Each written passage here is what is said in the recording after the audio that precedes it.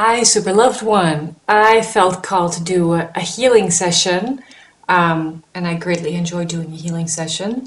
So, what I would like to do for this session is body, mind, and soul. So I just drew these cards, but I haven't seen them yet. And so we're going to take a look at those. And if we need some clarification, I can use some tarot or whatever I feel like using. I've got drawers full of cards here, so there's plenty. This reading I'm recording for the second full week of July 2020, and I'm hoping you are doing well. The question I always ask when I tune in for a healing session is, what can I pay attention to this week, or what can we pay attention to this week in order to feel better or maybe heal something we're struggling with? And then the cards will give us some guidance.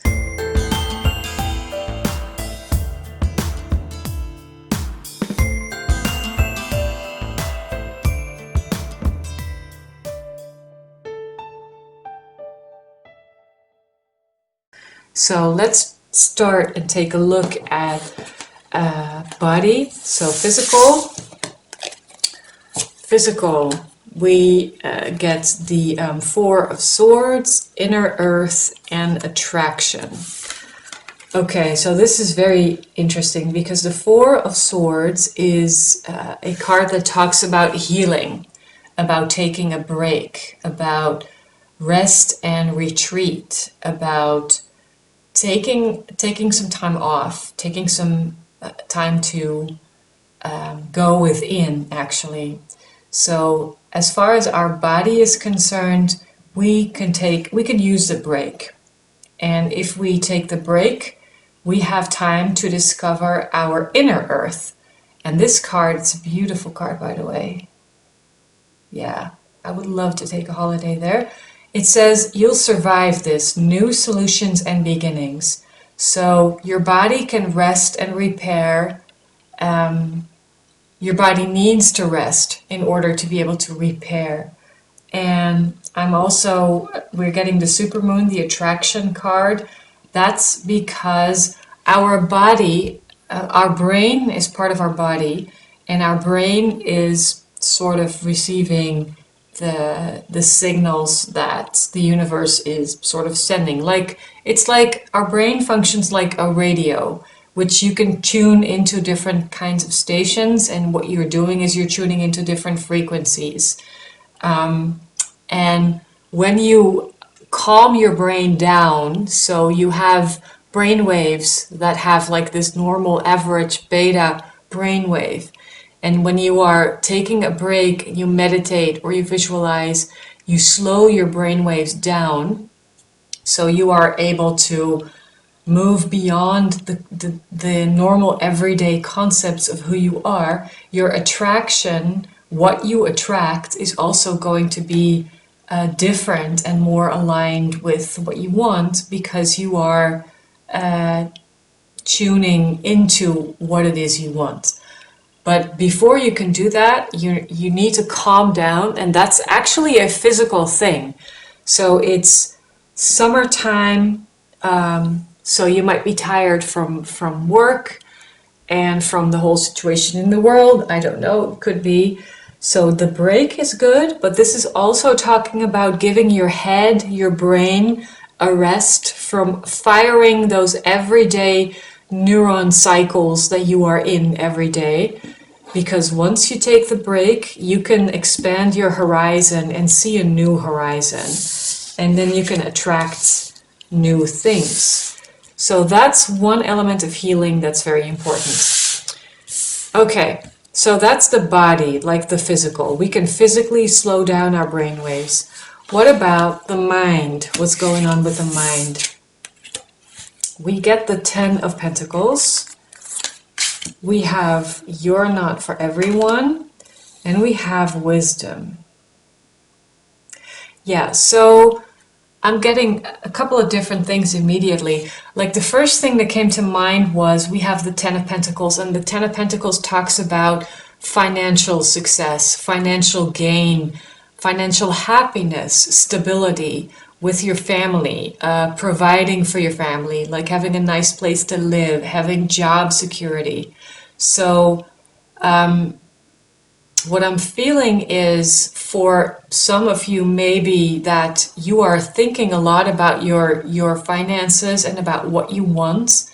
And you might be concerned about that, or you might not be concerned about it, but the job you're doing is not fitting who you are or what you want from life. And then it says in this card, you're not for everyone, embrace your weirdness, face your true north.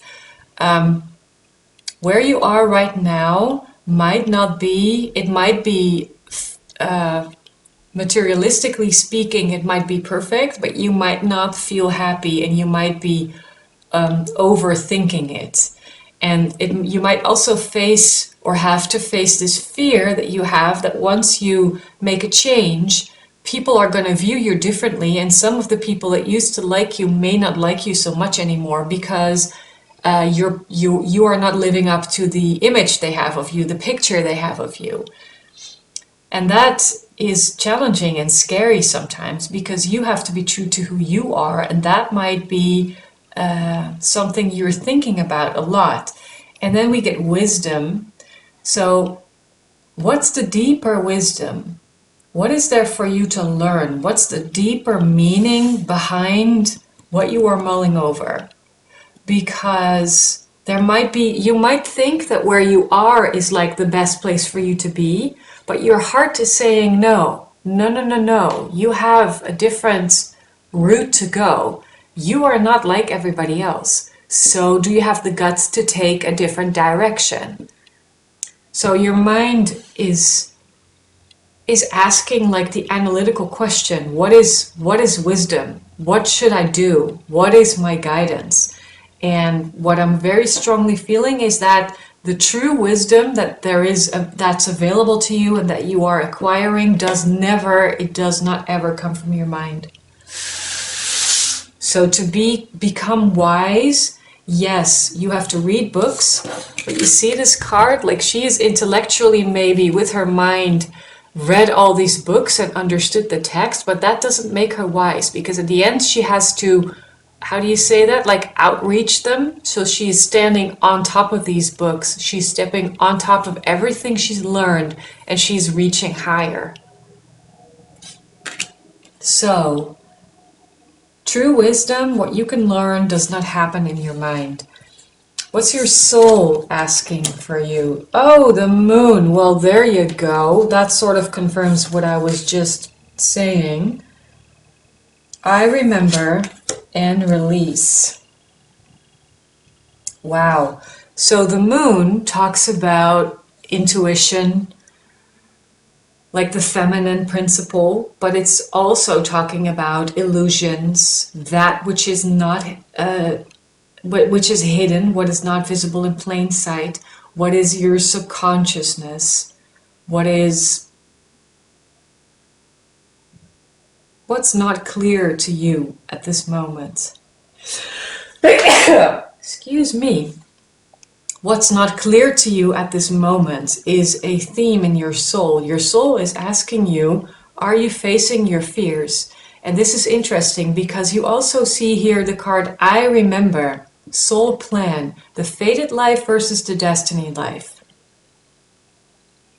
So what life were you destined for? Because where we talk about fate, it might be something that you feel you have no influence on, like losing a job because you're fired, or your health, or losing a parent, a loved one, losing a relationship. Where someone leaves you. These situations or circumstances might be things you feel you have no control over, that it's fate. But what is the destined life for you? Because if a relationship ends, for example, or a job, then maybe that was not the job or the relationship for you. Maybe there was something better for you, and that's where release comes in. So your soul is talking to you, very lovely, symbolically speaking, about facing your fears, and you have to go deeper in your subconsciousness because you remember. Your soul remembers what you came here to do. And you're not a victim of anything that happens to you. You are a co-creator who is very, very powerful. And you are able to remember your purpose and remember the knowledge, the wisdom that came from that time. It's deeper or higher, but it's there. You remember, so you can release all the fears. The moon talks about fears. What are you afraid of in the dark? What comes up in the dark that scares you? That's powerful. All right, so we have that. We have body, we have mind, and we have soul. And for the soul to work, I feel like maybe we should get a couple of cards on that. Okay, Queen of Pentacles. I'm talking about the soul here. So meditate. Connect to the earth, which is something we're probably, many of us are not doing enough. We are not working in gardens, walking through the woods, you know, not enough. What else about the soul?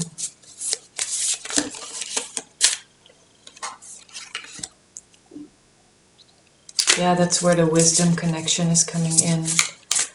What about the soul? What about the soul? King of Swords. Then again, we have the moon. Okay, let me move these up a little bit. They might move out of sight, but then again, you have seen those. I hope, at least. So I was talking about the soul. What is there for us for the soul to know? And we have the Queen of Pentacles and the King of Swords. And in between we have the Ace of Swords.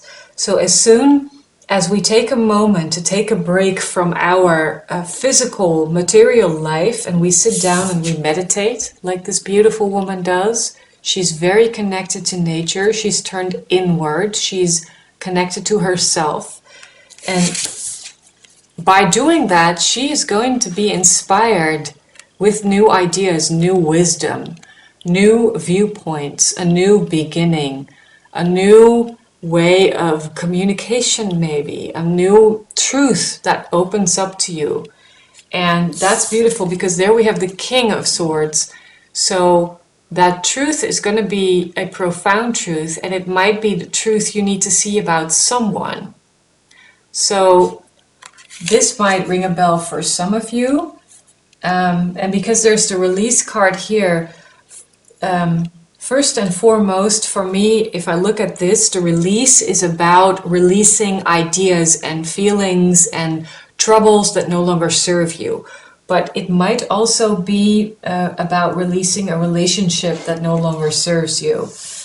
And in doing that, because the moon came also up here, so the moon is a very important theme, in order to be able to make your peace with this, to make peace with letting go of someone, you might really have to go deep within your subconsciousness and face the dark side. Face the dark side. I have this strong feeling that in some situation, in some relationship, things were not as they seemed. And we have also attracted that situation because we wanted to gain wisdom, we wanted to learn, we wanted to understand, and now we are ready to let it go. And if you look at this Justice card, holding it up, hope you can see it, like she is like the beautiful, peaceful version of herself, and here you get like the devilish, dark version of her, like the mirror image is like her evil twin sister. So we might have to face some of our own, well, darkest fears, but also the things that we don't like about ourselves. So we can bring justice back to the scale because it feels like something has been off balance and it needs to be rebalanced. And you can do that by turning inwards and opening your mind to a new idea. And once the new idea is lit up, you're going to see the truth. And it's a strong, masculine, principle that is very likely a person, but it might also be a very strong idea or belief you had about something that you had to act upon. You know, that's the other side of the King of Swords. Like, he is the masculine, clean thinker, the leader, the one who looks at things without emotions. He wants the best for everybody, so he's weighing all the different factors, and he's not crying over it. He's not emotional about it. He's just saying it's this or that, and these are the options. So it can be the person, or it can be a choice that you wanted to make for yourself about something that becomes clear. But there's a deeper meaning for you. It's like you have to explore your evil twin in your mirror in order to be able to make the best choice. But if you do that, we get the Four of Wands. New stability will come for you as a result, because you will be healing something very profound. Also because they are two major arcana cards. And here you have the Four of Wands, the Fool, and let's see another one, the Magician. So that's also powerful. And we have the Two of Cups here. Okay, so powerful relationship healing, where the new road is beginning. Like the Fool is the zero, the first major arcana card, and then we get the Magician, who's actually manifesting with the energies. He's balancing the energies. So there's a lot for you to face in your soul and to release. And what comes up to me now when I'm looking at this card is like, if it's your intention to release, that's all you need to do. You don't need to do more. You don't need to be extremely active. You just need to put a clear intention, and then you see your heart area is sort of lit up. You are surrendering, she is surrendering, and the butterflies of transformation are showing you that that's all you need to do. Just intend to release whatever it is that's holding you back. And then the major healing and the next step, which is a soulmate partnership for some of you, that will happen. Do I need to do any more? Yeah. Could you give us your best guidance to finish up this healing session, please? This just escapes on the floor, so that has to be really important. Ascending the mountain, keep going forward. Yeah, I realized that what I was saying about body, mind, and soul, that can be quite a big deal for people. But ascending the mountain is what we get, so keep going forward. It's not always easy, but even when you feel you're not making progress, you are actually making progress. That's why I just felt called to say, release. All you need to do is intend to release, because this is actually sort of what it can look like when you start clearing your energy field. That's beautiful. And another guidance card says, begin now. Take your first step.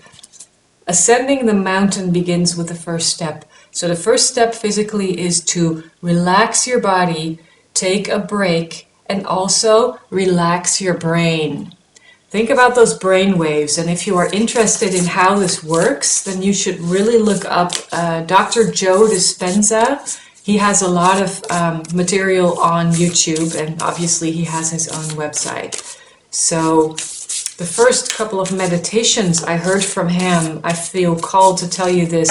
For me, they were a bit outrageous, like the weird voice and loud music.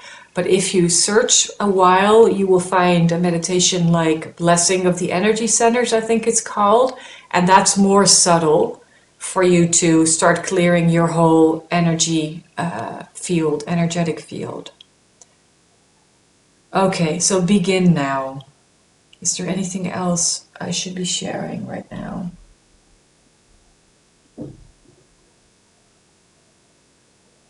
No, I don't really think. Well, maybe one more. Can you give us one card to close off this reading, please? One final message to close off this healing session.